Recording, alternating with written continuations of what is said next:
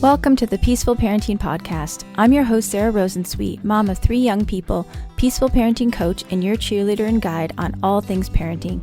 Each week, we'll cover the tools, strategies, and support you need to end the yelling and power struggles and encourage your kids to listen and cooperate so that you can enjoy your family time. I'm happy to say we have a great relationship with our 3 kids.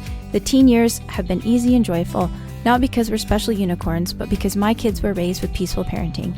I've also helped so many parents just like you stop struggling and enjoy their kids again. I'm excited to be here with you today and bring you the insight and information you need to make your parenting journey a little more peaceful. Let's dive into this week's conversation. Hey, all, welcome back to another episode of the Peaceful Parenting Podcast. Today we are talking about ADHD and eating or feeding, or however you want to think about it. If you have ever felt like the division of responsibility in feeding or intuitive eating did not work or does not work for you or for your child, and you suspect that you might have ADHD, or maybe you don't, but you still are interested in looking at food and feeding a different way, then this episode is for you. I know that I have talked to lots of families who've said, we are practicing the division of responsibility in feeding, and my child never seems to get the signals that that's enough. I got really curious about this, and the more I looked into it and actually talked to Dr. Olivardia after my summit, after we had finished recording, he was one of my summit guests, and we started talking about this because one of his specialties, and if you didn't realize, he was one of my summit guests talking about ADHD. He was fantastic. And we started talking about this topic of food and eating and ADHD, and I knew I wanted to have him back to talk about it. We do discuss eating disorders during this interview, so please take care while listening. This was such a great interview. I learned so much, both personally and professionally. I love talking to Dr. Olivardia. He is so funny and so interesting. So I hope that this is really informative for you, and you come away with some ideas that encourage a healthy relationship with food and with eating and with our bodies. And it's a little bit different than some of the things that we've been reading about. We still want everyone to have that great healthy relationship with food and bodies, and with the way that we might have to get there if we have ADHD or our children have ADHD is a little bit different. Or even if you're just interested in, some other ideas around food and eating, then this might be a great episode for you. If you know anyone who's told you, oh my goodness, I've really tried to do the division of responsibility and it just didn't work for my family, send them this episode. That might be that this really resonates for them. So let's go ahead and meet Dr. Olivardia. Hi, Dr. Olivardia. Welcome to the podcast. It's great to be here. Thank you for having me. Yeah, I interviewed for you for our summit last year, and it was one of our favorite summit conversations when I got feedback from everyone, and I super enjoyed talking to you. So I'm really happy to have you on the podcast and introduce you to a wider audience. So thanks for coming on. Can you tell us a little bit about who you are and what you do? Sure. I am a clinical psychologist and a lecturer in the Department of Psychiatry at Harvard Medical School in Boston, Massachusetts. I was born and raised in Boston. I have a private practice in a suburb of Boston, Lexington, Massachusetts, where I specialize in the treatment of ADHD, people of all ages, but particularly people with ADHD who have what we call a comorbid or associated condition. So people with ADHD who also have depression, who struggle with addiction, who have eating disorders, which we'll talk about today, or bipolar disorder. Also work with individuals with obsessive compulsive disorder, with body dysmorphic disorder, and have a specialty in working with boys and men with eating disorders. That's something I've done for 30 years and co-wrote a book many years ago about that, and I've done a lot of research in that, and then loves presenting at podcasts and conferences to share all this information to educate people about.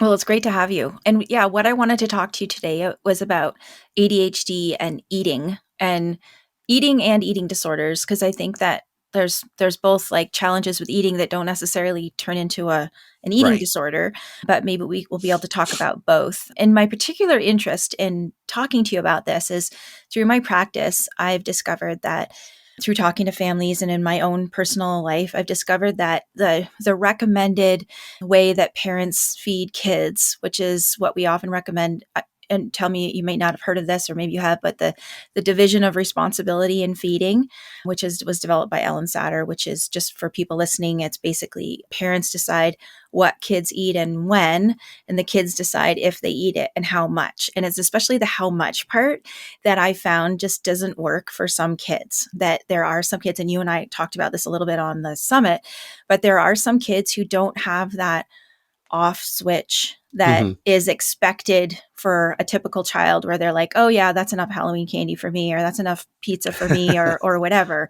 And it's been very tricky to navigate that, in my own family too. It's been tricky to navigate that pressure to do like intuitive feeding or responsive feeding or intuitive eating with somebody who is neurodivergent, and that doesn't necessarily work for them. So that's my own interest in talking to you about this.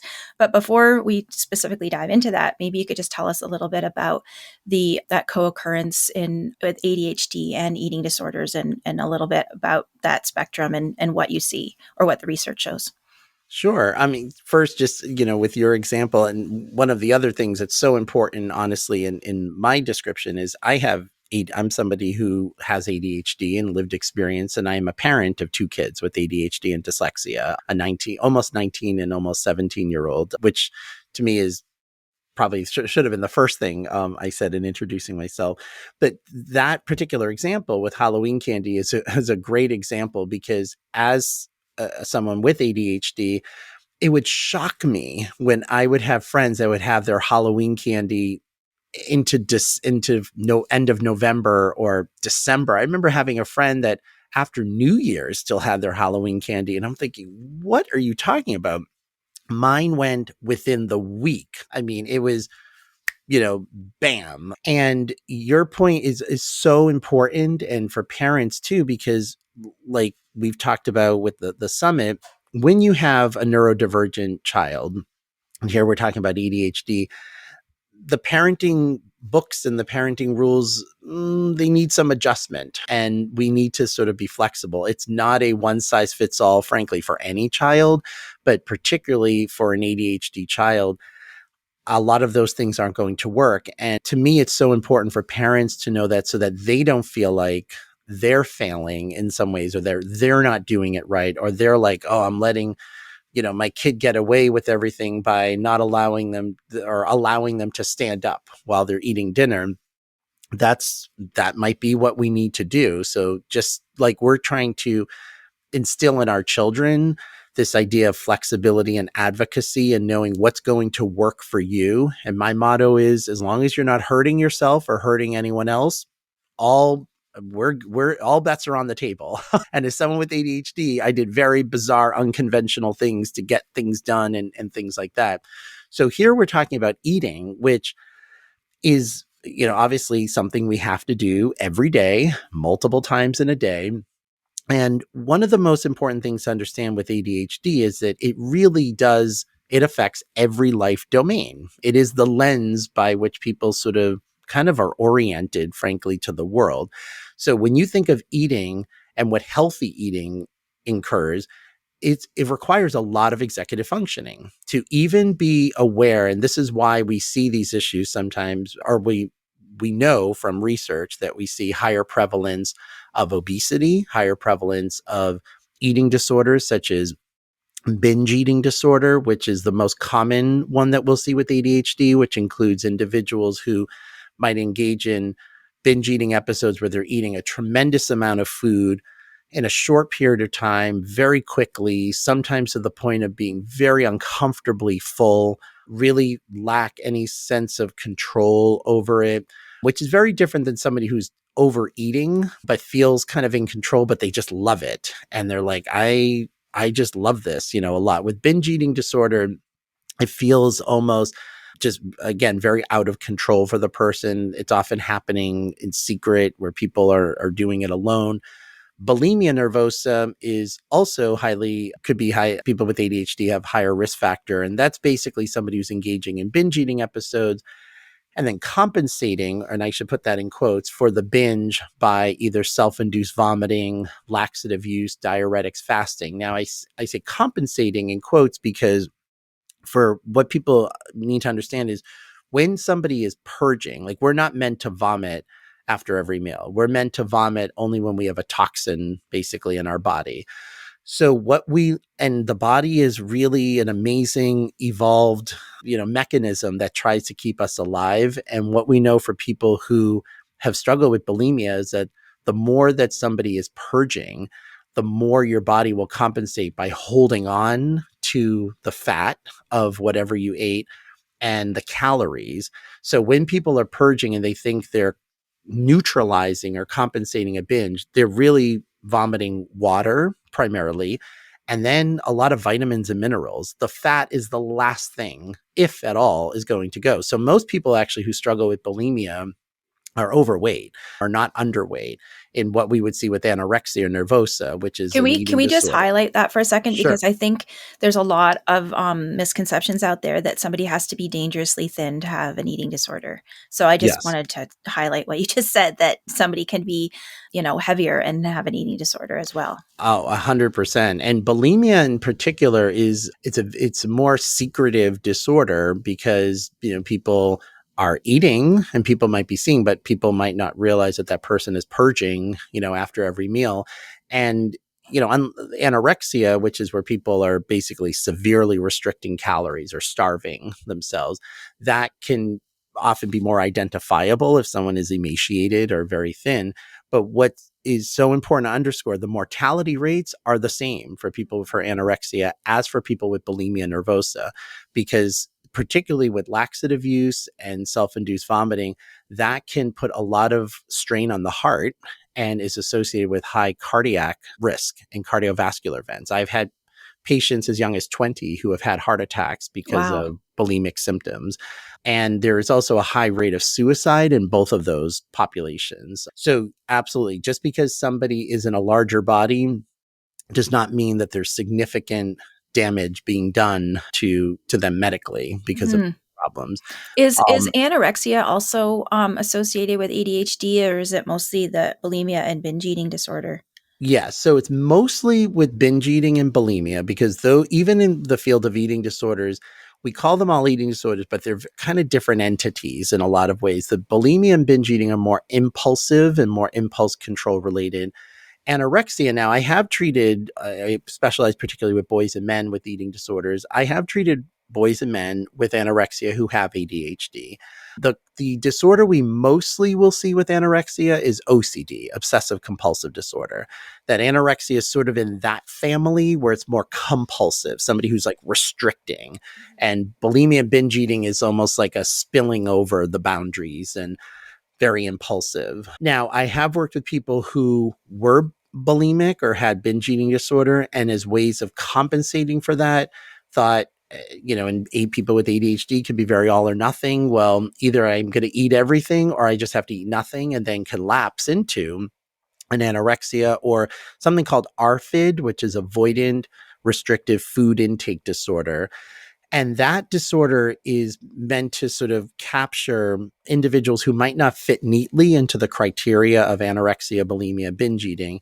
Anorexia also is typically marked with body image issues, but it's also important to understand not everyone with anorexia will have fears of gaining weight or being fat. I mean, sometimes, and particularly with neurodivergent individuals, because I should also say, other than OCD, there's a high correlation of autism spectrum. And what used to be anorexia now we understand is more ARFID of sort of sensitivities to certain foods.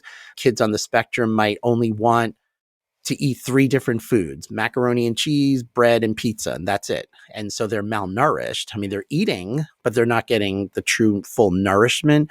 So eating disorders and disordered eating can come in many different forms. But for ADHD kids and adults, typically you'll have higher risk of binge eating, bulimia, ARFID, and then obesity, which is, obesity is a whole other thing where it's not everyone who is overweight is eating too much necessarily or binge eating. It's sometimes the kinds of foods that people with ADHD are attracted to, and some of the things that you were talking about, that sort of lack of a pause button.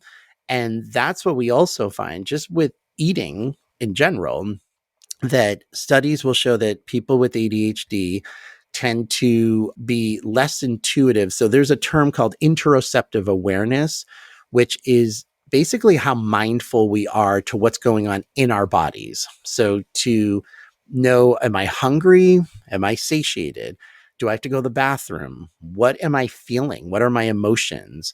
Am I tired? All of these things require interoceptive awareness. And I'm sure anyone out there, and you as well, when you hear all of those things, like, oh, yeah, check, check, check, check. People with ADHD have trouble sleeping.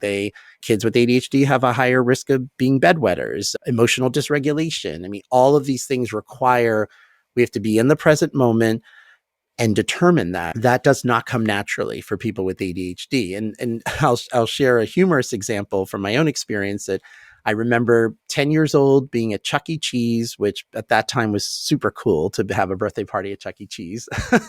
Now it's like mayhem. One of my friends, now pizza's I love food. I should start out by saying that. And I love pizza. And my friend had a birthday party there. We ate pizza, played arcade games, and my friend's mom said, "Oh, guys, I have a lot of leftover pizza. Like, eat it up. I don't want to waste it." And I remember this kid at the party who was like, "Oh, no, I'm good. I'm full."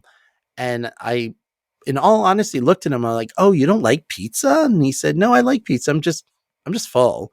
I'm like, "Oh, you don't like this pizza, like Chuck E. Cheese pizza?" And he's like, "No, I liked it. I'm just full." And when I tell you, I could not wrap my head around. I'm like, "Oh, You you didn't didn't like the understand what he was toppings?" talking about. It was like he was talking a foreign language, and he looked at me, and I mean, he looked. I remember the look on his face, like as if he was saying, "What don't you understand about this?" And what I didn't understand is, I love pizza. It's in front of me. I'm hungry. It's there. I'm going to eat it. Like, what do you mean you're full? Like, just like the Halloween candy. I want candy. It's in front of me. And so, and studies have shown this.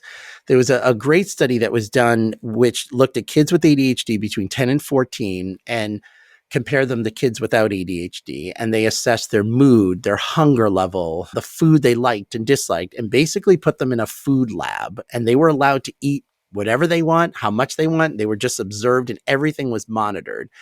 And when controlling for all the variables of level of hunger, of when they ate their last meal, what food, the kids with ADHD ate significantly more.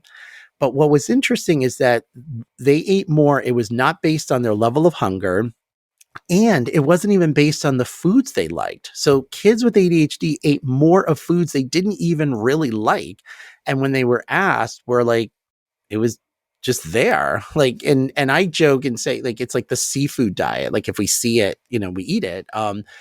And that has shown itself in other studies with adults, that the people with ADHD were so externally oriented by cues that it's almost like, well, if it's in front of me, and that, I mean, we could substitute food for video games, for the internet, for, social events, like that fear of missing out, like whatever it is, it's like, oh, I'm not tired because my friends are up and having fun. So I'm not tired. Like, that was in college. Like, me being tired meant there was no more fun to be had or nothing productive left to do. Now I'm tired.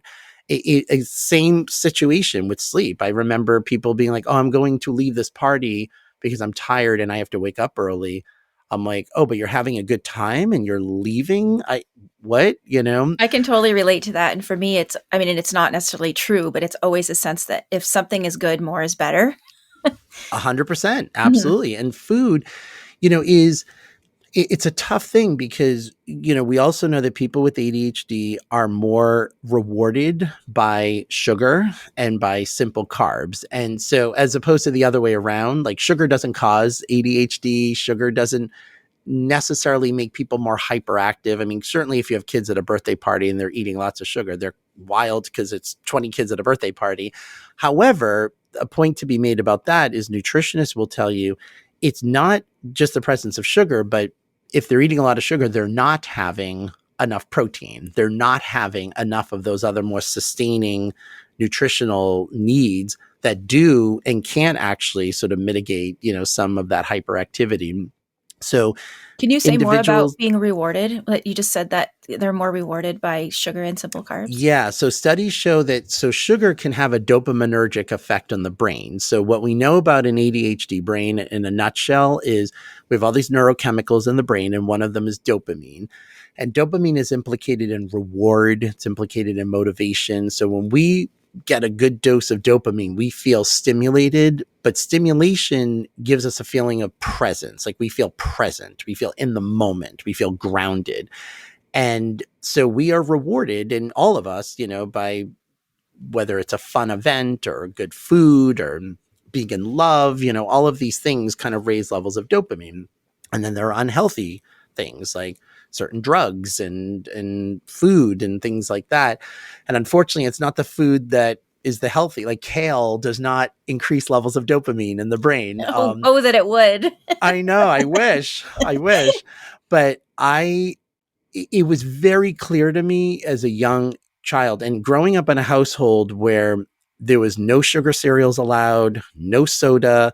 I mean, thankfully, at the time I was griping about it all the time, but even though I was not diagnosed as a kid, what we knew about ADHD in the 70s is not even close to what we know now.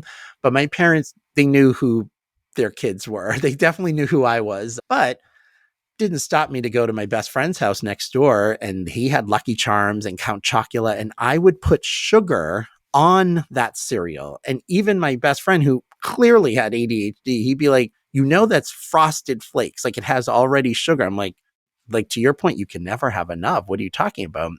It became very clear to me what my sweet tooth, I had a much higher level before I felt it was like too much. And that's not just with food, that's with a lot of things in my life. And we know that people with ADHD, we carry a higher risk of addiction of anything. And so whatever we love, we run the risk of loving too much in that way. And food is in that category. And there have been many times that, whether it's sweet things or even just portions of things, that my shutoff valve was not working the same way that it would for other people. So now if you think of this on a larger scale, if you have individuals with ADHD who are more impulsive with their eating, where executive functioning wise, especially as adults, to plan healthy meals means you have to think about, if you want dinner ready at 6:00, you have to think about it maybe at 9 a.m. because maybe meat has to be thawed. Maybe you don't even have the ingredients and you need to go to the supermarket. And I work with so many adults who feel, especially parents with ADHD, who feel so guilty because they're like, oh, I didn't even think I didn't have this. And then we just ended up going fast food. And that happened 4 nights a week. And then they feel guilty and they're not eating nutritiously. But it's important to understand it from that context, that healthy eating requires a certain level of executive functioning, requires a certain level of emotional regulation, of that mindfulness. And when we get bored, it's so easy to eat. Food is accessible. It's legal. It's around us all the time. And So it a gives lot of that times, dopamine. exactly, Mhm. easy dopamine. And so with a lot of my patients, it's really kind of having them learn those interoceptive awareness skills of how do I know, like, I'm actually hungry versus I'm just bored in that way. I want to And sorry to interrupt you, but I want to go back to something you said before we get too far away from it. And I want to hear about the learning the cues. But you said in your family there weren't sugar cereals and soda and, whatever. Some people who are big on the, responsive feeding and the division of responsibility would say, aha, like that's why you binged on it at your friend's house when you had the mm, chance. And that's one of the particular pieces that I feel is what I wanted to talk to you about. It. Do you think well, do you have any siblings who don't have ADHD who are just fine and they can take it or leave it with sugar, even though they didn't have it when they were growing up? Or mm. what do you see in terms of your experience and your research with that? So yeah, just if you could tackle that. So I have 2 older siblings. We all have ADD, ADHD, and it manifests in different ways. I would say they are much better about that and more regulated than I am. My ADHD is definitely the more hyper impulsive. I have I with full knowledge know that if I did have sugar cereals, I would have cleaned it out. You know how I know that? Because if I bring in a sugar cereal now in my house, it will be if I bring a package of Oreo cookies in my house now, I can easily rip through them. I mean, and I'm an adult. I have access to get anything I want. I, I think in a lot of ways, and this is where it can be tough sometimes for people to really look at food in this way. But if, we were talking about alcohol, for example, and someone who's really struggling with alcoholism, we wouldn't say, well, we should have wine in the house. Now, I'm not advocating, and it's so important. There's no blanket statements here. Like I would not say to parents, never have sugar cereals in your house. It all depends on who your kids are, being mindful of, all of these things. It's never a either or thing, but I know for me that absolutely, because I mean, my parents would buy orange juice. I'd slurp down that orange juice. Like it was just out of style. I mean, my popsicles were, cranberry juice my mom would put in like these molds. Yeah, And same. even that, I mean, granted, it's better than some of those, but I'd eat like 6 popsicles. Like Yeah. it's just, I'm a consumer, like in a lot of ways. I mean, in ways that I like about myself, like I love taking stuff. I'm a big music lover. I like to take it in. I like it. But this is something I remember my mom saying to me years ago, that even as like an infant or toddler sitting in a high chair, that, she'd put out the little bites of food, and, I'm the third. So she had a lot of experience with my siblings. They take a bite, they eat it, they chew it, they swallow it. She said, I scooped all the the bites up and shoved it in my mouth and almost choked. And she knew we need to sort of parse this out. We need to put one at a time. And so this is where, again, for now, could that be the case for some people, that if they never had sugar cereal, maybe it makes them crave it more? Perhaps. I mean, that's where I think you have to kind of monitor that, like how they feel about it. I mean, it wasn't that they were like, if we were out of the house, we'd get an ice cream or, things like that. It's not like I was deprived of Yeah. every sweet, dessert, but I guess my thought, what I've been realizing is that some kids with ADHD, even if you follow that responsive feeding, intuitive eating, they're never going to get the, oh yeah, that's enough chocolate for me, mom. Like and it makes those parents feel like there's this tension between everyone, all the experts saying this is how you should feed children, is like, right. expose them to a lot of things, let them have as much as they want, and they'll learn to self-regulate. And then when you see that your child is not self-regulating, even though you've been practicing this, then there's the guilt of, well, if I tell them they're eating too much, I'm going to give them an eating disorder, Yes. and I'm going to make them feel shame about food. And so there's that tension between, like, how do you help a kid who doesn't have that off switch that maybe a neurotypical kid might have, and then not make them feel bad about what they're eating, or send them the message that they're eating too much, and give them some sort of complex about food, and worry about being in a bigger body. Yeah, and this is something I hear from parents all the time, and I get it, because having being working in the eating disorder community for 30 years, that obviously I'm very aware and sensitive to how do we talk about food and bodies and those things, and to either to ourselves as well as to our children. How do we talk about our bodies in front of our children, and knowing that our kids are absorbing lots of things. And where I do disagree, perhaps with, if someone is looking at it just through that lens and not incorporating an ADHD lens, is, to me, parents are not meaning to do this by any means, but I can unintentionally have a child feel often more like a failure or defeated, that you're saying, hey, you have it in you to determine when it is enough. And if they don't do that, then they're thinking, well, I've been tasked with this responsibility that I should know when it's enough and I don't. So what does that mean? And I hear from the kids a lot that they feel worse in some ways. And of course, that's not what parents want them to feel, by any means. And so I think that there's the discussion that really could start at a very young age. And I certainly with my kids is, and it doesn't have to be about food. It could start with Legos. It could start with TV shows.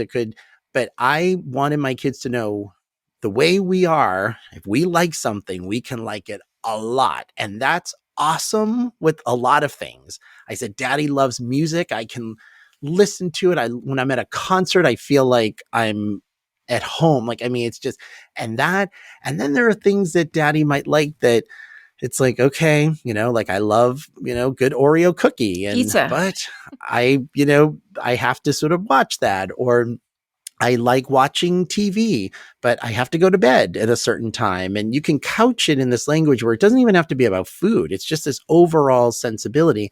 And then with food, growing up with a sense of engendering a positive relationship with food, because I grew up in a household where food is part of our culture. So we loved food. We are passionate about food. We would comment about, oh, this tastes good in this way. And we talk about food in very passionate ways. And so I was never given the message that we should not like food. In fact, my mom, she was from Brazil and grew up very poor.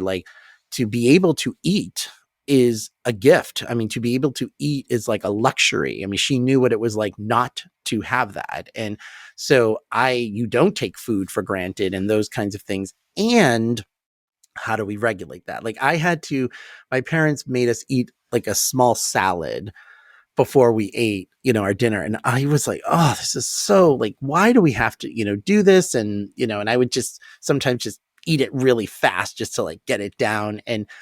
But they were sort of engendering these kinds of habits, basically of, here's some sort of, and not that my dinners were unhealthy, but this is, healthy food. And it's a way of kind of filling you up a little bit, but it's letting and talking to our kids of, oh, I like that.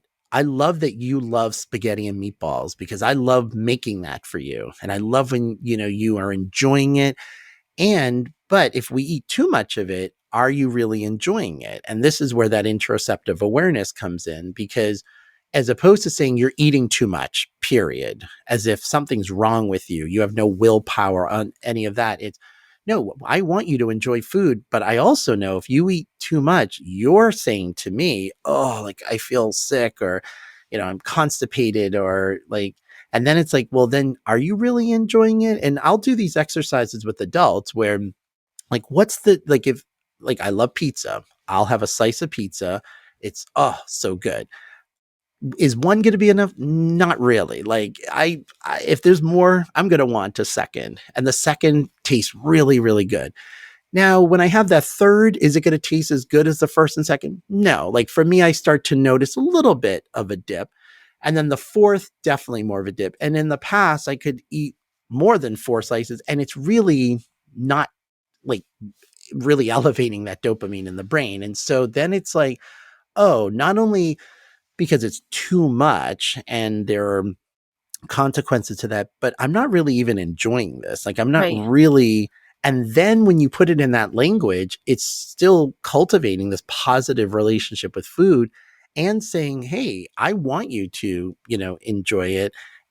But if you're feeling uncomfortable, in your body, and if you're someone that, you're fatigued after you eat, well, then that's not really good, because you love to run after dinner, or even playing your video games, you feel like you're not as mentally sharp, then it's not good. Or you might feel bad that you ate all your Halloween candy a week later, and then you wish oh, I wish I could save it my friend John could, because then I could, how much did I need to have 5 Snickers bars in one day?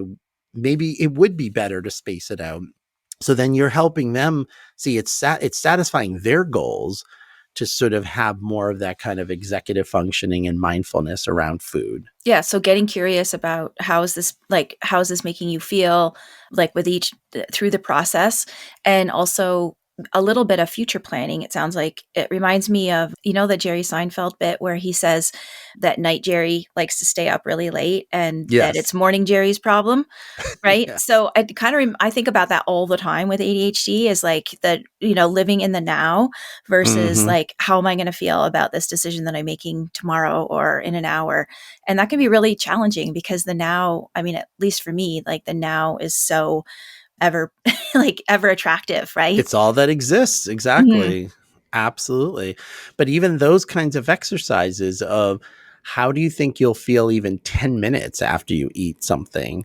And it's like, like how, and then there's sometimes people like, I think I'm going to feel great. And it's like, okay, then at least you've thought about it though. Cause when I work with patients, even patients that are overweight, that are looking to have healthy weight loss, my goal is not to help them lose weight. That my goal is to engender mindful habits and regulating things. And then their bodies are going to do what it's is meant to happen, in that way.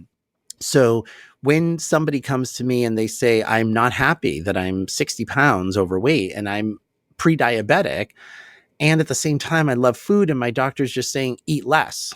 And that doesn't, and we know with ADHD, the messaging basically is like, just do it. And we've heard that in so many different forms about everything from getting our homework done to whatever. And it is important for physicians, for allied health professionals to understand when you're working with someone with ADHD, there has to be sort of more of, a sensitivity, as there should be, again, with anybody, but particularly with an understanding of why this might be hard and how sometimes the rules just might have to be a little bit, different. So even like I have some patients that do not go to a buffet, for example.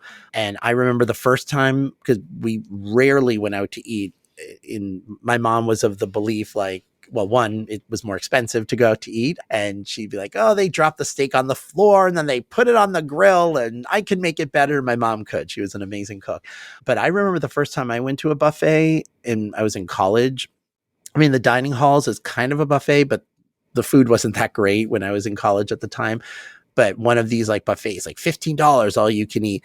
And there was, I don't know, probably 120 different food selections. And my friends and my brother was with me, and most people, and now unbeknownst to me, I wasn't even aware of this until after the fact, but most people maybe got a little sample of 20, 30 different selections.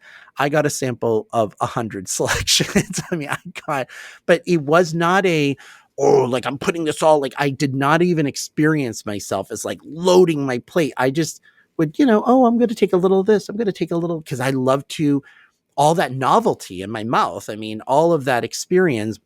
I'd sit down, I'd eat it. I didn't even feel like I was eating super fast. Then I'd get up and I get more. And at the end of the buffet, when we were leaving, I literally couldn't even move out. I'm like, guys, I have to like sit here because I literally feel like the food is up here and I'm going to like vomit, like just involuntarily. And I mean, my brother, they were like, well, of course you ate like everything. And I'm like, really? They're like, they were like, where does that even go? Like how, now when I was younger, I had a super fast metabolism, which I wish I had that metabolism now, but they said, you literally tried like everything. I'm like, you guys didn't? And they're like, no, like we were full at a certain time. I ate like a lot. And I remember afterwards feeling, I mean, it was like probably 2 hours before my body felt like it was back on track. Like I was in a literal food coma. And for some patients of mine, they've realized it's just too much, and with food, it's not like there's an avoidance of it. Obviously, I mean, you're going to be confronting, but then the question is, what isn't really worth, like, do I have to go to a buffet? No, I mean, you can get away with not going to a buffet, but you do have to go to holiday gatherings.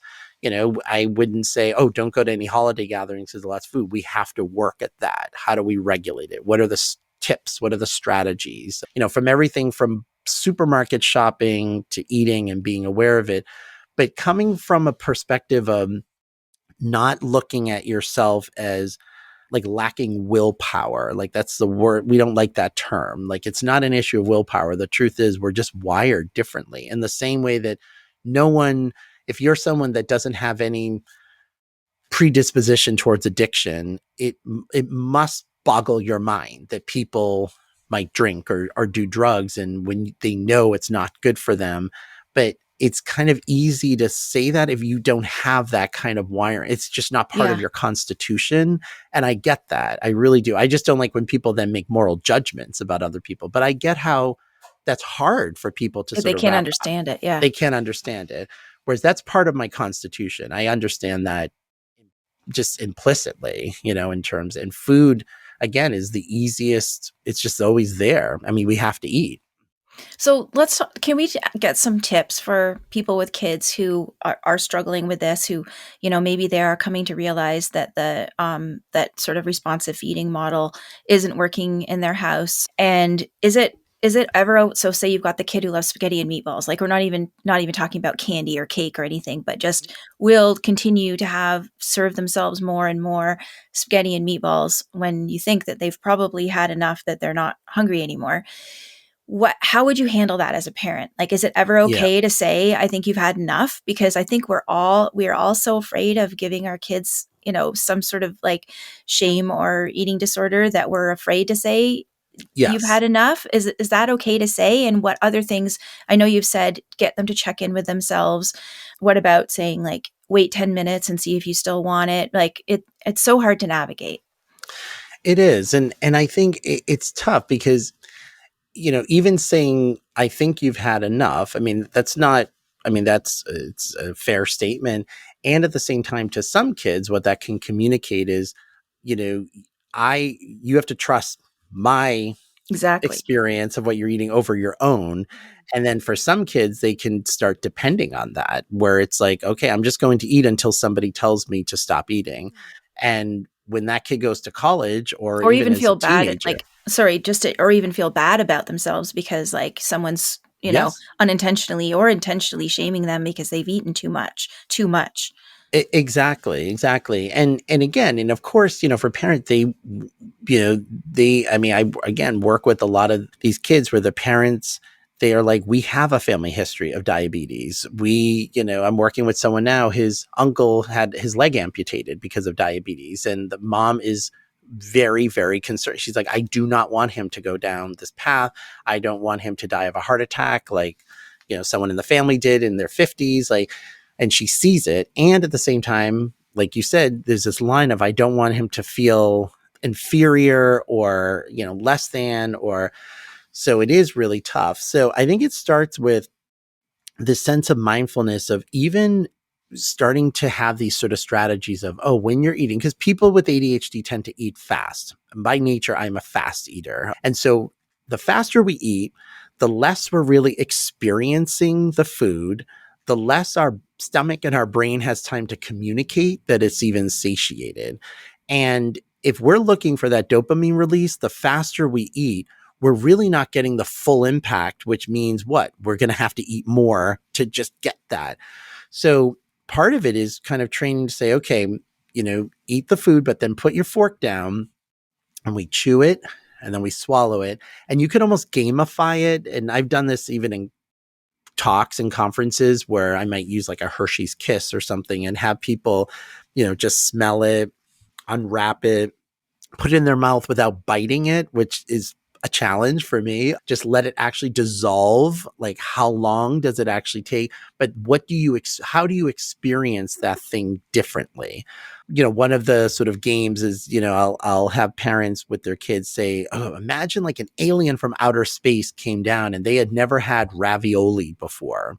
And you're eating it. You have to describe it to them because they don't maybe even eat food. How would you describe it? And like really kind of solidifying sort of this experience of, oh, it's chewy and why do we even like certain foods? Like a lot of people might not know, oh, the texture of this, or like, I love tomato sauce. Like I can literally just eat jars of tomato sauce. So to me, it's even less about the pasta and more about the sauce. Now, when I really understood that as an adult, and I was watching sort of my food and wanting to eat healthier food, I realized I don't really miss. And I mean, it's not like I don't eat pasta at all, but I really reduced my pasta intake. But I realized I don't really miss the pasta part. It's the sauce that I really like. So once I started mixing sauce with grilled chicken or with, I was like, this is good. Even grilled vegetables in tomato sauce, like it works for me. So having kids sort of, do that. And then it could be,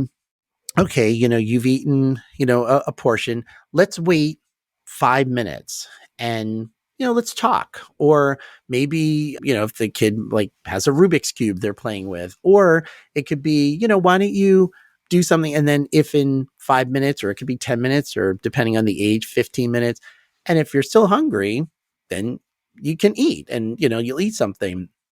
And a lot of times, this is where we start to determine and realize, are we really hungry, or it's because it's there? Because for a lot of people, once they're on to the next thing, they're kind of done. Like, it's almost like, versus if you're really hungry, you could be on to the next thing and your stomach is like, oh no, I'm still, very hungry. And also, of course, this varies too as you're getting close to like pubertal development.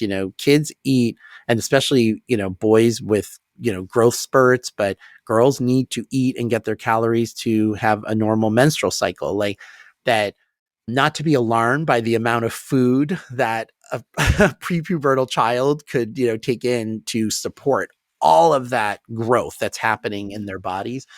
But that's a big one. And that's something that has worked very well. Now, it could be hard for them to want to wait. But then this is where you might need, okay, why don't we, it could be playing a game, like 20 questions. I'm going to think of a person as I do this with my kids, like, who am I? And I think they'd have to ask me 20 questions of yes, no questions. Are they someone in my school? Are they a neighbor? Are they a singer? And then time passes and then I'll say, okay, how are you feeling right now?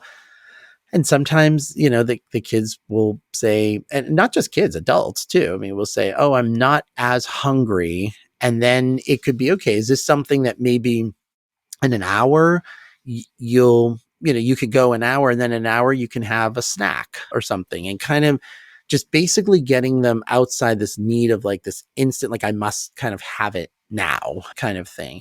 And that is, and it's a work in progress. That's the other thing. So this won't be like, okay, we've done this for a week, now they have it. It's, for some people it could take a long time to do it, and it might not come naturally, but they have to sort of, build on that. The other thing too is sometimes drinking a lot of water. That, when people, a lot of people with ADHD might not drink enough water and are just eating. And, water, number one, is important just in terms of hydration, but also water is very helpful in terms of appetite control too. Of, sometimes if we have room in our stomach, we're going to want to fill it with more food. And sometimes what we need is, more water in that way. And how would you Even, explain all of this to kids? Like, how would you talk about it in terms of, would you say, because you have ADHD, sometimes, Mhm. your interoception isn't great, or, explain that in a kid-friendly way? Because some of these tips, I know people have said like, oh, these are like diet culture tips or Mm. whatever, like drinking a glass of water before you eat. And I do think that it's a we're talking about a different beast here with somebody who's neurotypical and just trying to be Yes, thin versus somebody who has ADHD and trying to, eat in a healthy way that feels good for their body. So how would you absolutely. talk about it in your family? Why you might do things differently than your friend's house does it? Yeah, I think, I mean, I'm a very big proponent of the label of ADHD and using that terminology, and not from a perspective certainly of pathologizing, but really a perspective of, I feel personally, what a gift that I have this term where I could go to the Journal of Attention Disorders, which is a scientific journal just devoted to ADHD research, and learn about myself and learn about my brain. Like, I can Google ADHD and read things. I'm like, yep, yep, yep, yep, yep. So the benefit of the term is not meant to silo somebody or make someone feel less than or different in a bad way. it's acknowledging and validating, because we know we're different. We know it. Like, it's the ADHD is the worst kept secret. We sort of know it. So to have a name to it, and then say the power of this name is that we have a lot of experts and people who have done research that understand what is going to work best for people like us. And we can make do. Now it means, and I always describe it to individuals like a coin.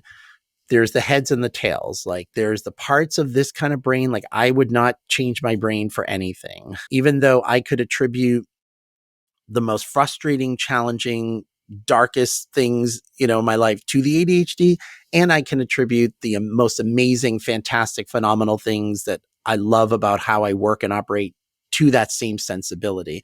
And so to say to kids, like, this is not, like, even in the ADHD community, you hear like, it's a gift. No, it's a curse. It's like this. It just is, as far as I'm concerned. Yes, it's frustrating and challenging, but honestly, it's so important to tell for, kids, everybody has to kind of be aware of what their brain is. We all do, really. I mean, just because somebody doesn't have ADHD, there are lots of people who don't have ADHD who struggle with food intake and obesity and eating disorders and such. I feel like there's almost this benefit that we have this name so that we have this like greater understanding and a sense of community. And the good news is that this is definitely different than 20 years ago. Is most of the young people I work with ADHD have a much less stigmatized view of ADHD than we saw even 20 years ago. So this is one of the few benefits. There are benefits to social media, but there are a lot of downsides to it. But one of the benefits is most of the kids I work with, they've heard it. They have friends who have ADHD, and they'll get it. Like, I'll say, like, yeah, maybe your friends with ADHD, they're like loud and maybe they don't have that sort of off button, but then there are other kids that clearly do. And it just means that, it's sort of like a different. And there are, again, the heads and the tails, of that. And now some parents might not want to say, oh, because of your ADHD. And I get that, every parent knows their child in that way. But it could still be the language of, we want you, I think the most important message, we want you to like food, or, love food, like food, celebrate it. We want food to be a good thing, a fun thing. Now, with someone with ADHD, the truth is, we want every meal to really be an event. And not every meal is going to be an event. Oh my God. I'm not the only person who is like, I always think about what my meals are going to be and plan them out to get the most pleasure out of them. Mm-hmm. Oh yeah. I'm going to New York in a couple of weeks for a conference. You best believe I know where I'm going to be eating. I mean, like, I'm so looking forward to that pizza place that's my favorite in New York. And so parents sometimes are like, my kid wants like every meal to be like amazing. And sometimes it's just going to be grilled cheese. Like, that's all it's going to be. So in one way, we want them to like food and all that. And at the same time, we don't want them to like worship food from the perspective of like, if I have a bad meal, my day is ruined, which some of the kids and adults I work with, that's how it feels, because they're like, I could have had a good meal. So we want you to like food, but also know that, some meals we have to eat because we just also need to nourish ourselves and we need nutrition, and we want to be healthy. That's also super important. And why do we want to be healthy? And you have to put for kids in their terms. It's not just because, first, any 10-year-old doesn't imagine that they're ever going to be 40, number one. But especially an ADHD child can't even think, for the next week. So if, let's say you have a kid that's an athlete, to say, I want you to eat healthy because that's going to make you a faster runner. That's going to make your mind work better for baseball that you're interested in. If your child is, an artist, to say, like, being healthy, it has your body work better for you in this way and make it relevant to them. Mm-hmm. Because I know when I was in health class in 6th, 7th grade and they're talking about nutrition, I'm like, whoa, whoa, whoa, whoa, whoa. Like, okay, yeah, we're supposed to eat fruits and vegetables, whatever. But if you had said to me, I don't know, like social interactions were really important to me. And I'm a big lover of music, that somehow like that eating more healthily, being more aware of that allows me to enhance my experience in a social realm or a musical realm. Oh, well, that would have definitely landed on my ears in a very Mhm. different, way. So making it very relevant in that kind of way. And also how being aware of how you talk about food and those things in front of your kids, even about your own stuff, because sometimes, and this is where it can lapse into sort of diet culture and harmful languages. And again, parents, we do the best that we can do. And some parents where they are saying all, these awesome things to their kids, but then to their kids might hear them say, "Oh, I was bad today. I ate Right. a cannoli. I was bad." I'm like, no, no, no. That language we want out the door. That is Mhm. that harmful kind of language, because you're not a bad person because you indulged or overindulged in some ways.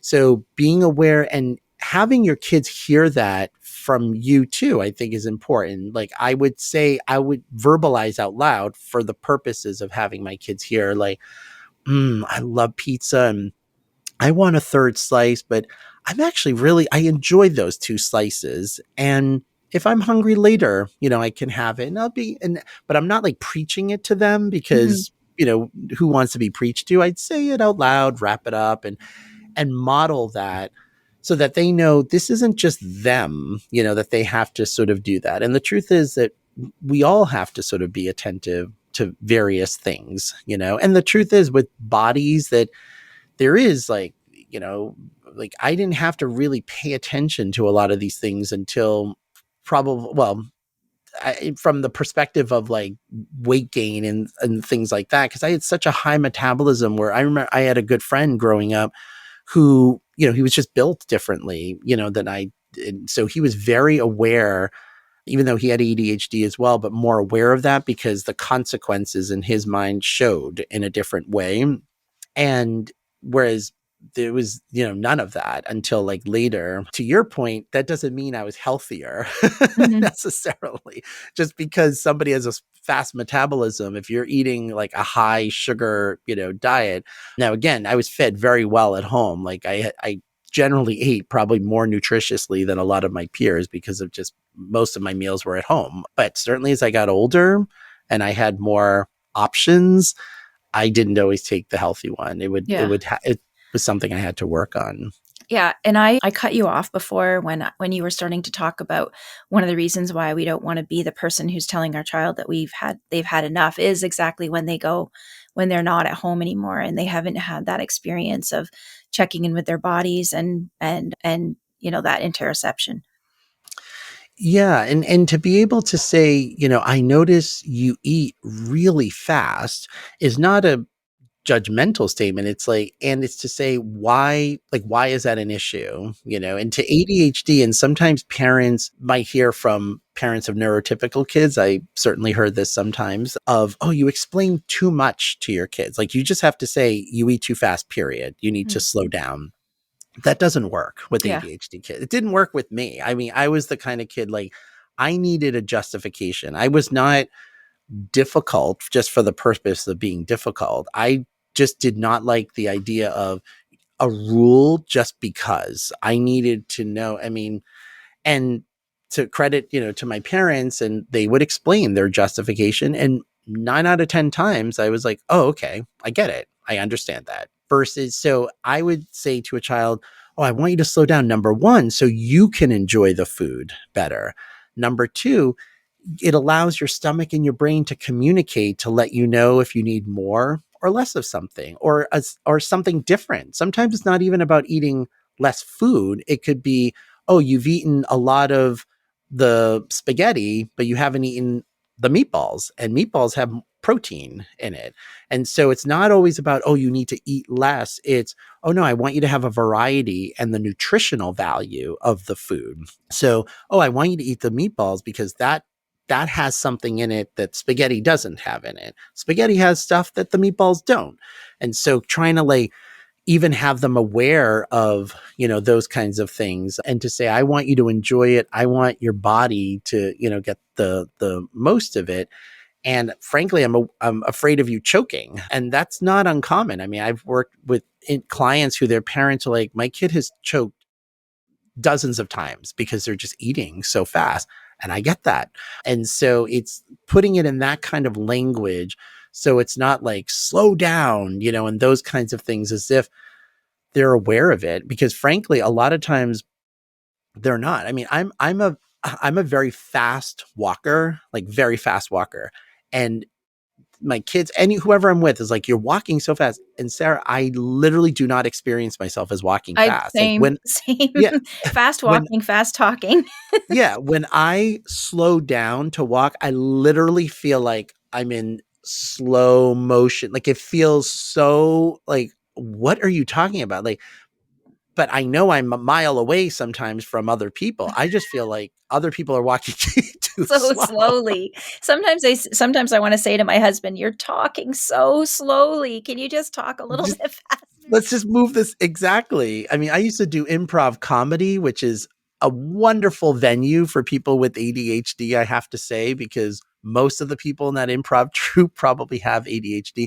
It was so freeing, like you just have to respond, but at the same time, when I was in graduate school and training to be a psychologist, and my supervisors, we would audio record sessions that we would have with patients, and which was great. And my supervisors all gave me the same feedback. They independently would say, you're very empathic and caring, and you have the knowledge of the clinical, but you do not allow enough room for silences, and you talk very fast. And like and they said this in a very kind way, with a certain intensity, that for a certain kind of person, if they're vulnerable, depressed, is going to be way like too much. And when I would hear that on the audio tape, I was like, oh my gosh, I didn't like, I would ask them a question. If they didn't respond right away, I'd be like, is it this? Could it be this? And they all, luckily, they understood I was coming from a place of, oh, you must not know, so let me help you. And I mean, this is like in my 20s that I would learn that not everyone processes things the same way that I do. So with eating, it's that same idea. I mean, most people are not even aware that they're eating as quickly as they are. So even saying slow down, it's more, oh, just, put your fork down while you're eating. Let's chew, take a couple sips of water. And it's not, and I understand the concern, because with diet culture, it is like, oh, have water so you won't eat the food. It's like, no, this is different. This is engendering mindfulness, mindful eating, which is very different than just the idea of dieting. And we Yeah, don't I want think to that's the diet. theme, right? That's the theme, is like trying to Yes. encourage mindfulness with your Hershey kiss, or the aliens describing the food to the aliens. And also, I think you mentioned earlier, and when we were talking about, are you bored or are you hungry? Like that's another thing that parents might ask kids too. Like kids will be like, I'm hungry. Well, are you, just check in with yourself maybe. Are you bored or are you hungry? See if you're, Yes. do something and see if you're still hungry in a few minutes. Absolutely. And sometimes, even with that, like I'll have clients have a list of 3 to 5 things that, if anytime they're bored, what are 3 and 5? Because sometimes it's just, thinking, conjuring something up of like, what do I do? And so when they say they're hungry, their parents will say, okay, look at the list first of, 'cause this is assuming it's not near dinner time or a meal time or maybe they just ate a half hour ago. And that way the kid has this accessible list of things. And what the feedback I hear is, more times, way more times than not, they get involved in that activity and they forgot that they were hungry. And then there are other times where it's like, yes, I have been playing with Legos and I'm kind of still hungry. Okay. I mean, my sense would be they're hungry. Yeah. Get a snack, get a cheese stick, get an apple, whatever. That's okay. So it's not about no, don't eat. It's around, let's be clear that that's really what your body is saying. Because with ADHD, and again, I think it's important to put this in a larger frame so it doesn't become shaming around food and bodies, is sometimes your ADHD is going to say, I want to go out with my friends when I have homework to do.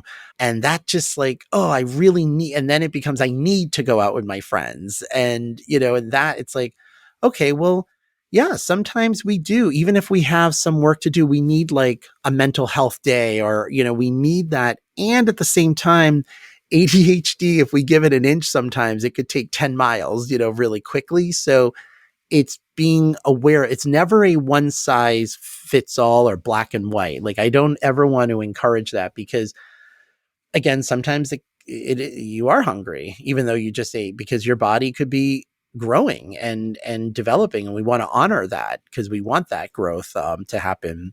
But I certainly know, like at nighttime, for a lot of the adults I work with, they're snacking and they're like, they're like, I know I'm not hungry. I just don't have enough to do, and when I'm sitting and watching TV, it's not enough to watch TV. I need more stimulation. And so one of this adult male patient I'm working with now, he folds his laundry, which he hated to do beforehand, but he does it while watching TV. So he's like, "Oh, this is great because I'm not even focused on the fact that I'm folding laundry, which I hated doing. And I realized I'm not really hungry for Doritos because I'm engaging my hands and I'm busy doing something." So it almost solved like two, issues in that way. So it's also being aware of how we pair food with certain things. And I mean, we see it like the movies, like, of course, you have popcorn at the movie, but do we really need to eat popcorn? Like, I mean, it could be fun. Again, like if somebody's like, oh, this is a fun experience. Okay, that's great. But it's different than somebody saying, no, I'm hungry. I'm at the movies. I'm hungry. It's like, no, maybe you're not. Maybe there are these conditioned sort of, stimuli and expectations that you have And around it. and the point is too, like, it's okay to sometimes just like, well, I'm not hungry, but I really want to have popcorn at the movies. As long as Because you're it's like fun. you're making a conscious decision, right? Exactly, exactly. And that distinction is super important because there are times when, yes, you might not be hungry. And I would not say, therefore, you shouldn't eat at all. It's like, no, sometimes it's fun, to just like you go to the movie. It's fun to have your jujubes or, whatever kind of candy, that you like. That's fine as long as, but it's being aware of that. It's that mindfulness, and that's a muscle basically that people with ADHD are flexing for their whole lives. I mean, Yeah. really, to really master. Well, this has been so helpful personally and professionally. Just a last question that I ask all my podcast guests, which you didn't get this because you were a summit guest before, but if you could go back in time to your younger parent self, what Mm. advice would you give yourself? To my younger parent self? Hmm. Oh, that's a It great can have to do question. with anything, not even just what we're talking about today, but any advice that you would give yourself as a parent if you could go back in time. I would say, honestly, the thing that comes to mind for me is to be more attentive to my sleep because I mean, as we know, people with ADHD have, issues with sleep and such. And I think I looked at sleep as very disposable and making me more available to my children, my family, my work in some ways, and taking really not fully recognizing like I do now how that does not make me fully present if I'm not sleeping well. And I'm not talking about the sleep that, we all are sleep deprived when our kids are infants and such like that. But even really valuing sleep as self-care in that way and realizing like I could have felt more present than, I did just by, operating on very suboptimal sleep. Yeah, that is I think that's really good for parents to hear because I think sometimes it's so hard. You are tempted to stay up later after your kids go to bed to get that, your me time or watch the Oh yeah. Netflix with your partner or something. But generally, I think on the balance, quality of life improves when you've gotten 8 to 9 hours of sleep, which is what the research is showing, right? Is 8 to 9 hours is what most Yeah, adults. which is a challenge for a lot of, I mean, folks with ADHD, and definitely is a lifelong challenge for me. That maybe we could talk about that in another Yeah. podcast. Sleep is a whole That's other one challenge animal. I don't have. I love my 8 to 9 hours of sleep a Oh, night. yeah. See, I'm a poster child of sleep disorders and sleep problems. Yeah. Well, thank you so much. This has been so helpful Sure. and it's been so wonderful to talk to you again. Same here. It's always a pleasure, Sarah. Thank you. Thanks for listening to this week's episode. I hope you found this conversation insightful and exactly what you needed in this moment. Be sure to subscribe to the show on your favorite podcast platform and leave us a rating and review on Apple Podcasts. Remember that I'm rooting for you. I see you out there showing up for your kids and doing the best you can. Sending hugs over the airwaves today. Hang in there. You've got this.